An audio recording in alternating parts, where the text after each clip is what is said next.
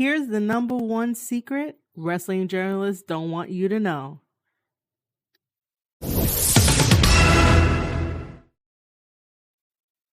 What up, ladies and gentlemen, and welcome back to a brand new episode of the Square Circle Podcast. I am your host, Marie Shadows, and on this very special episode of the Square Circle Podcast, I'm going to be talking about some news, rumors, and updates. I have 3 topics I'm going to go over. I'm going to go over them in depth with a lot of perspective, because that's what my podcast is all about giving you guys a different perspective in the world of professional wrestling.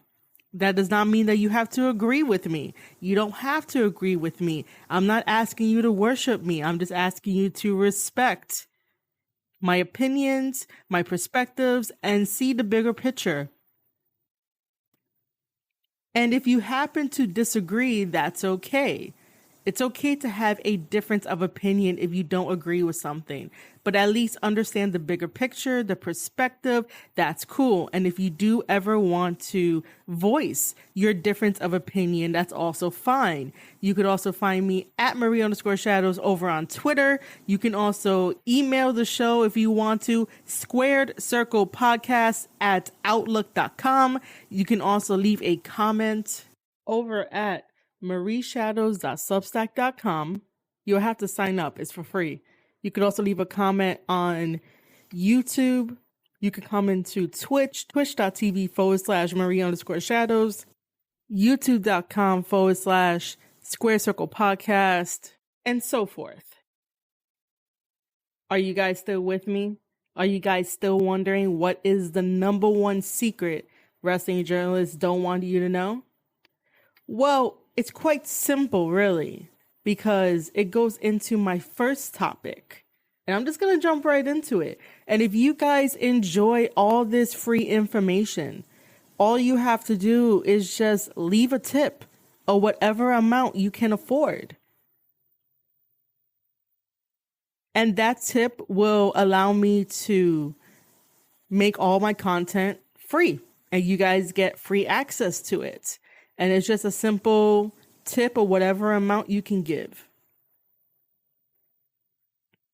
And if you want to know how to tip, you could definitely go to paypal.me/MarieShadowsSCP and tip as much as you want. If you found the whole entire information and discussion of this special podcast episode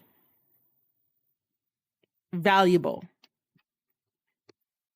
Because I think that's what a lot of the IWC, the internet wrestling community, is missing. It's valuable information and less drama that seems like it should be on an episode of Jerry Springer. There's no value to have wrestling fans think on a more bigger scale. Everything is chalked into a bubble, into this bubble that constantly regurgitates the same thought patterns, constantly regurgitates the same thinking pattern, and everyone is starting to sound like a robot.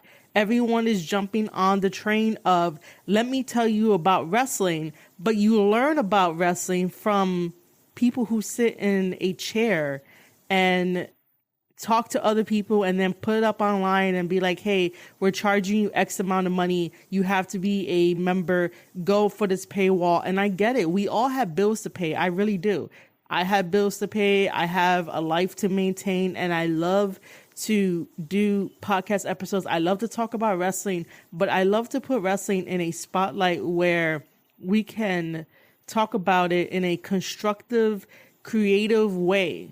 Where it's like, all right, these are the faults. This is the stuff I don't like. Now, we're not just leaving it at that. We're going to talk about the faults, and we're going to let you know how to fix it. Every single one of my podcast episodes has always been about, here are the stuff that I don't like, and here is how we could fix it. Here's a simple solution of how we could fix it. But those don't get treated as huge, as something that is just filled with straight negative, straight hate, or straight positive. Now, we learned in the internet wrestling community that when you are 100% positive, it is called toxic positivity. And we already seen how that happened with WrestleJoy and them falling apart. You cannot have 100% positives all the time. You have to have a balance of negativity and positivity. And so that way you can take from both of them, learn from both of them, and improve upon it to create a better product. I am not here saying that wrestling needs to be perfect. In no way wrestling is going to be perfect. The same way that a movie is never going to be perfect. The same way that your favorite TV show on Netflix, HBO, Hulu, Peacock, any of those services, even on cable, it's never going to be perfect. Life is not meant to be perfect, but life is meant to be comfortable. Wrestling is meant to be comfortable, where you can understand where the story is going, where you can understand what the wrestler's motivations are, and maybe those motivations can help you in your life in some way, shape, or form. Maybe the obstacles that you're going through, a wrestler may be going through the same thing, and through their character, you are connecting with them, and that is why you cheer for them, that is why you love them, and that is why you want the best for them. Now, sometimes it doesn't translate well to everybody. Not everyone is going to like the same wrestler that you like, and they have their reasons.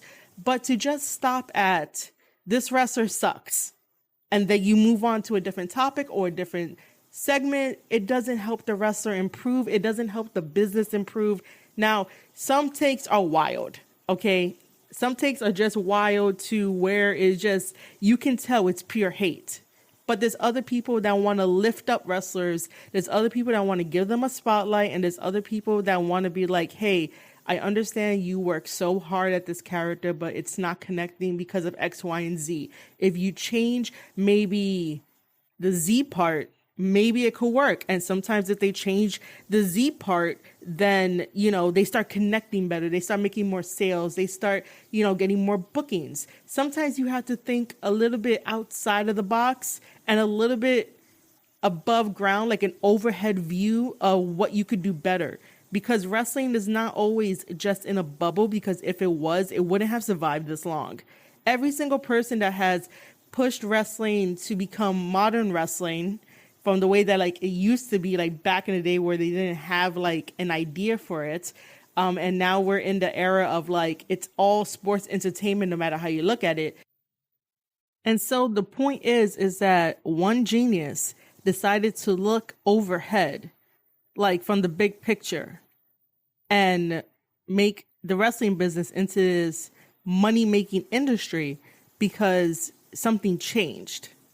And that's all I'm saying about this podcast and how I podcast and the things that I say. So I want to make sure that everyone understands that the Square Circle podcast is all about shining a spotlight on issues, wrestlers, and stuff. And sometimes I don't really talk about it is because if there is no value in it, because we're just going to have the same arguments. And nobody is really going to pay attention or try to grow up a little bit or try to understand someone's perspective. And then people just go right into name calling and whatever to try to win the argument. It's not going to make a difference. So I tend to really focus on kayfabe, character development, story. This is why I stick to New Japan Pro Wrestling, because there's barely any drama over there. And if there is drama, it's internal and behind closed doors. And the wrestling journalists don't really talk about it. And then when they do, they're wrong. It really shouldn't be our business to know the behind the scenes drama politics that happen. If you ever want wrestling to get better, to have more fans, to have more viewership, you don't really put the drama on for a spectacle. Yeah, it works here and there, but if it's in kayfabe and it's a work and not a shoot, it goes way better if it's a work. If it's a shoot, you're kind of on the borderline of, can someone take this to court? Can someone not take this to court? Is this appropriate teaching for people to watch? Is this appropriate for kids? You have a lot more questions if it's a shoot. If it's a work, it's fine. And you can definitely tell other people that, oh, think of it like a play. Think of it like a movie. This is all a work. They really don't mean it. Maybe they do, but that's not anyone's business. That's between the two people that are in this story. However, If it's a work, it'll be fine. But once it becomes a shoot, it's a whole nother ball game where you have to think about everyone else around you and how is it going to affect everyone else around you? How is it going to affect businesses and sponsors? Like, you really do have to understand how business works. Business is super messy and super corrupt. It's not perfect. It's below decent. And there's a lot of shady things that go on. So just keep that in mind. So we're going to go through these topics, which is the internet wrestling community war zone on Twitter, because now we have new information on CM Punk and Chris Jericho has entered the chat room. The second topic is Swerve Strickland and his podcast. The third topic is my stalker that I have. Are you guys still with me? Are you guys still with me to know what is the number one secret wrestling journalists don't want you to know? I think I gave you guys enough time to listen to all of that, understand where this podcast is coming from, understand where I'm coming from. So the number one secret that wrestling journalists don't want you to know is that wrestling journalists, along with everybody that has a Twitter account and a burner account, we read everything, we see everything, myself included. And that's why we reply to certain things and we talk about stuff and we have a communication on Twitter and we just reply to each other, quote tweet, everything, right? So we're all in this together, right? So the secret is that for the past months, I have seen a very repetitive tweet reply when it comes to generalizing the internet wrestling community, because it is not one person that does it. It's everybody that writes a tweet in this way. So it'll be words. And the main phrase that I want to focus on is CM Punk is a cancer, words.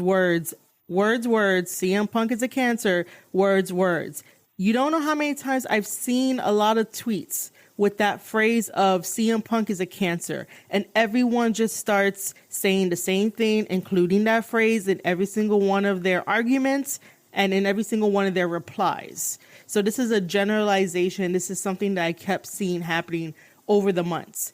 Now we get a report on CM Punk where Chris Jericho has entered the chat room, and according to the report, if it is to be believed, which don't believe everything you read on the internet, he went up to Punk after Punk said his piece at the All Out press conference and said a bunch of things and said that, Punk, you are a cancer. Now, if Chris Jericho really had a problem with CM Punk, we would have heard about it on Chris Jericho's podcast, because Chris Jericho does not give any fucks anymore. This man has done it all. He can do whatever he wants. He can say whatever he wants. He could get away with whatever he wants. Okay? He is Chris Jericho of the wrestling world. And we all know and follow his podcast. If he had anything to say about this, it probably would have been on the podcast. But according to how this whole initially thing happened afterwards, everybody was under investigation. Was Chris Jericho under investigation? Because he resumed his job as normal until today, where the reports came out and he entered the chat room to tell Punk that he's a cancer. And everyone in the IWC is like, yeah, Jericho's the best. Jericho stood up to CM Punk. It's not a matter of standing up to CM Punk.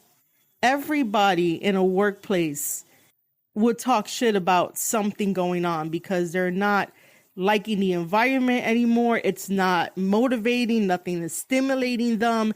And they feel like they're not being heard. So what do? You voice your concerns. Everyone does it, but it just seems like if CM Punk does it, it's wrong. Sure, like I said before in my other podcast episodes, the way CM Punk delivered it, 100% wrong. But the message is not wrong. The message that CM Punk delivered is for people to wake up and realize that there is something more going on behind the scenes in AEW, even though they're trying to be like, well, nothing's really happening, guys. Like, this is all the faults of the wrestling media and getting things up in arms and saying this and saying that. But who's leaking out the information, first of all? If no one is leaking out the information, then you know that wrestling media is making it up, right? You got to put two and two together. You got to use that brain of yours. And so all these questions just pop up of like, why now? Why are you telling me that Jericho went into CM Punk's room after CM Punk said what he said in September?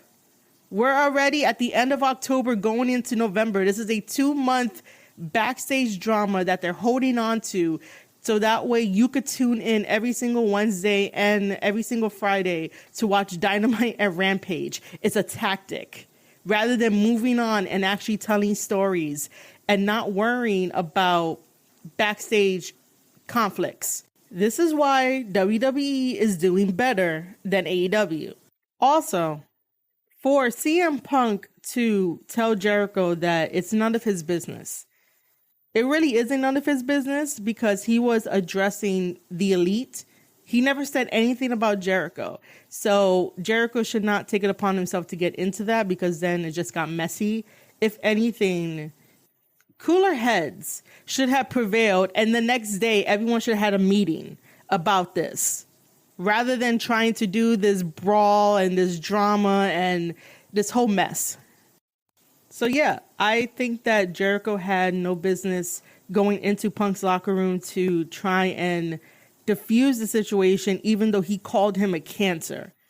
You don't go into someone's room feeling angered already to say to a person, you are a cancer, knowing that that person is already angry and tired and hurt and old. Like, you don't go in there to continue the aggravation. You go in there to be like, hey, do you want to talk about it? I heard you. What are your feelings? What are you actually thinking?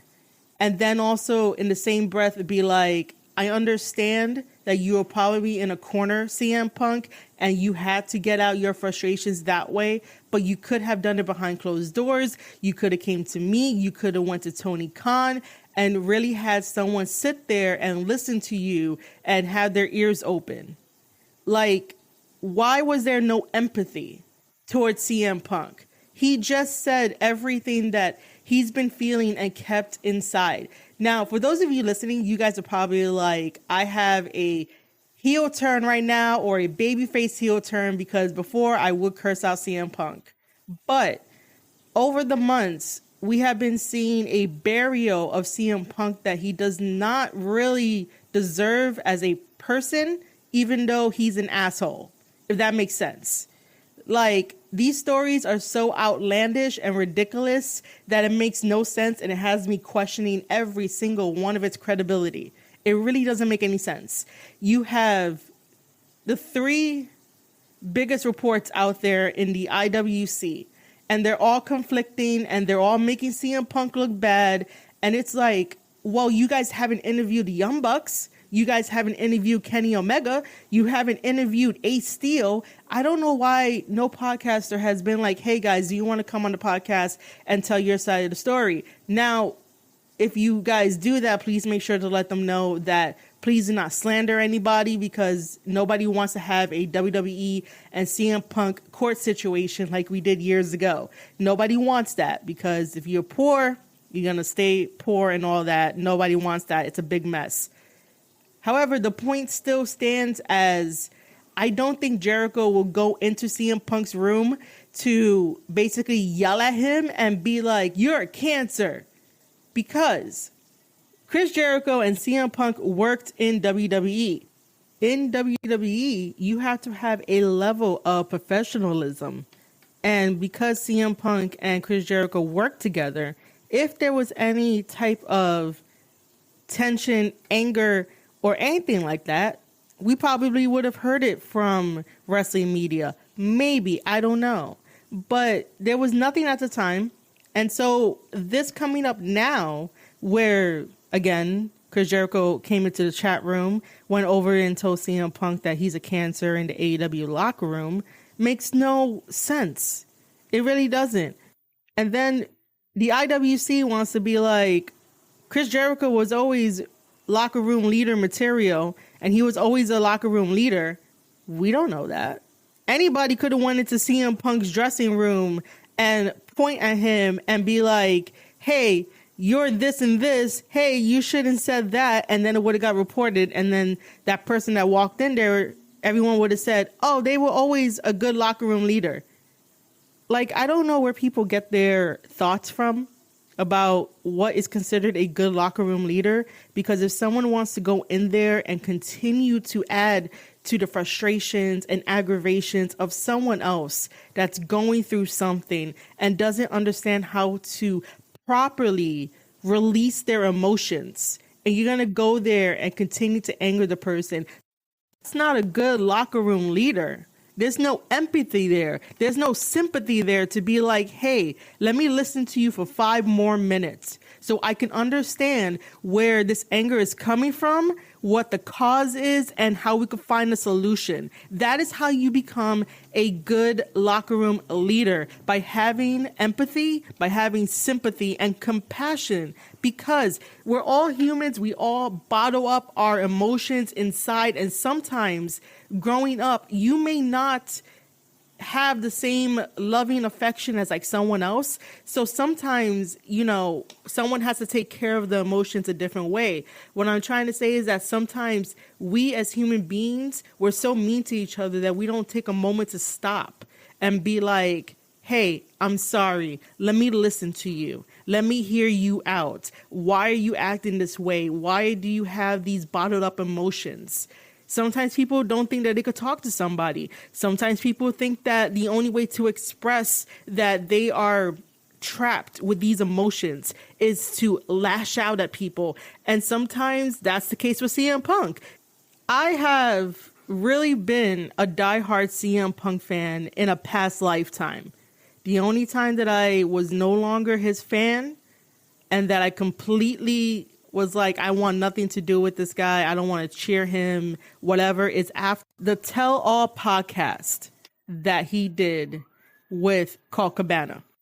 But now I'm starting to realize as I get older and grow up that all of our childhood trauma escapes us in different ways. And CM Punk's way is basically telling the truth as bluntly as it is, even if you don't want to hear it and think he is completely 100% wrong, without taking a moment to digest the situation and basically hear it again the next day. And you may have a different opinion and a different thought pattern. And you're like, this guy is hurting. He's really hurting. Now, if anyone is going to comment and tell me that I might be sympathizing a little too much with CM Punk, or I might be giving him a free pass, no, I'm only bringing this to light so you can understand that we're all human. First of all, we all have emotions. And if you ever wonder why your friend will lash out at weird times, will not tell you anything, will bottle up all of their emotions, and then when they do lash out, you're like, where is this coming from? That's because you haven't sat down and listened to them. You haven't sat down and asked them, hey, what is really going on? Let me be that friend. Let me be that ear that you always wanted, because they're not going to go to a therapist. Nobody really wants to go to a therapist, even though it's probably good for us. So they keep it bottled up inside, and sometimes they're not able to express themselves correctly. And that's where you have to come in and be a good friend or a good locker room leader and be like, hey, let me actually listen. Let me take some notes. Let me not judge you. Let me make sure that you tell me everything. Now, this does not mean that the person is weak. This does not mean that you're not able to show tough love. You have to know when you have to show tough love, and you have to know when you have to show empathy and compassion and sympathy. I feel like I'm turning this into a counseling session, but this is really important in the world of professional wrestling, because the internet wrestling community is such a war zone that whatever information gets leaked, it is taken as gospel. And then People on the internet fight about it. People on the internet call each other names, and people on the internet are so divided of like, it's either this or that. There is no in between. And if you are in between, you are 100% wrong. They have that mentality of it's us versus them. If they don't think like you, if they don't like what you like, they are the enemy. They are on the opposite side of you, and they cannot be friends with you. And it's like, no, you guys have to sit down, stop arguing, and stop feeding the trolls. Stop feeding wrestling media, because the whole entire CM Punk thing doesn't make sense. Now, let me move on to the next part of this, which is the other story of that. It broke last night about how CM Punk's camp had said that this whole thing started because somebody forcefully opened the door and the door hit CM Punk's dog, Larry, in the face and loosened his teeth. And that's when the whole thing started and stuff. And then the other report was that the dog story is a lie and that CM Punk became mental and unhinged and chairs are being thrown. There was a big ass fight. Ace Steel's wife was like in the corner, not doing anything. She was nursing a foot injury. And again, another brawl that happened. A lot of violence that happened with that one. And then, of course, the last one is that Chris Jericho entered the chat to tell CM Punk, you're a cancer. Why does none of these stories connect? Ever since the first ever story coming out saying that there was a brawl, the elite of Kenny Omega, Matt Jackson, Nick Jackson broke the door down and were the aggravators while CM Punk's crew were in self-defense. And then somehow Kenny Omega had a bite on his arm because Ace Steel decided to bite him, and chairs are thrown, and Nick has a black eye, and a whole big mess since the beginning of this. And again, there is no photo and there is no video evidence of this. And all of the wrestling media journalists were in that room that had the all-out media press conference. And nobody could take a picture, video, not even the wrestlers in the back, because, you know, that's content for your vlog. You would think that if the wrestlers were really about getting the views and making sure people tune in for the drama, that somebody would have had their camera out and take a picture and or videotape. Now, before you tell me that they can't do that because of a legal investigation, well, if there was a legal investigation, how did they get the information out when you can't give that information? You know, in the court of law, anything you say or do can be used against you. That's like the Miranda rights. So it's the same thing with investigations that are currently going on. Like, we shouldn't be knowing anything about this because it could disrupt the whole entire legal investigation and can probably be thrown out because it's been tampered with. The internet gets the reports go out, people read it, people play the game of telephone, and it changes by next month. And then if they do go to trial, if it does, and that's a really, really big if it does go to trial and they mention to the judge, well, this was found on the internet, and then they have to backtrack and everything and try to find the internet virtual trail, because it's not a paper trail. If they have to find the internet virtual trail, it may get thrown out in court because it was released. Story completely changed more than once. Like, I'm really asking the internet wrestling community to really think about every single report that came out. Nothing really makes sense. Everything is like a Jerry Springer episode that does not have a resolution to it. And everyone keeps buying in. And it's like, when are you going to learn that you are being manipulated by everything?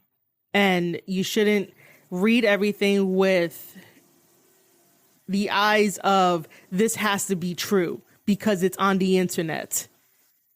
If no one is talking about this and all we get is the CM Punk burial, then why are you not questioning about the elite? Why hasn't they said anything? Why haven't they put out any statements to be like, hey, We as All Elite Wrestling apologize for what happened. The words that CM Punk spoke is of his opinion. It does not reflect that of AEW. AEW wasn't meant for this. AEW is meant for the fans, and we seem to have lost our way. We are completely sorry, and I hope you guys could forgive us and we can get over this and continue on to have more healthier years of AEW. Thank you for all the support and all you guys coming along for the ride. That is what a PR management would do. That is what you would tell somebody to do. But if there is this quote unquote legal investigation, none of that could happen. And it shouldn't be taking this long to wrap up. But again, it's the internet. They want you to believe what they put out. And it's like, you got to start reading between the lines. You got to start trusting your own gut instinct and not just be a fan and be like, oh my God, it must be true. How dare CM Punk? CM Punk is the worst, but the Elite is also, the greatest thing in the world. It's like, you got to look at it objectively because somebody is starting to push the narrative of this person bad, this person good, while the other people just stay silent. I honestly hope that I made sense with every single point that I made and every single analogy and picture that I gave you guys. It just gets overwhelming when you open up Twitter and you don't see any wholesome content and all you see is fighting. All you see is someone getting buried and all you see is constant nonsense. And then as a whole, wrestling fans are like, oh, why is wrestling not growing? Why are we not getting new eyes? Why are we not getting the ratings that we want? It's because you guys constantly shit on the product and you do it wrong. Nobody will want to come into a community that's already hostile. And you think you want to grow ratings because you're like, CM Punk is bad, the Elite is good, this person sucks, that person sucks. How come wrestling can't go back to the same way that it was? How come this can happen, that can happen? There's a lot of people who talk, but then there's a lot of people who don't listen. You can't listen at the same time that you talk. You can't listen at the same time that you talk.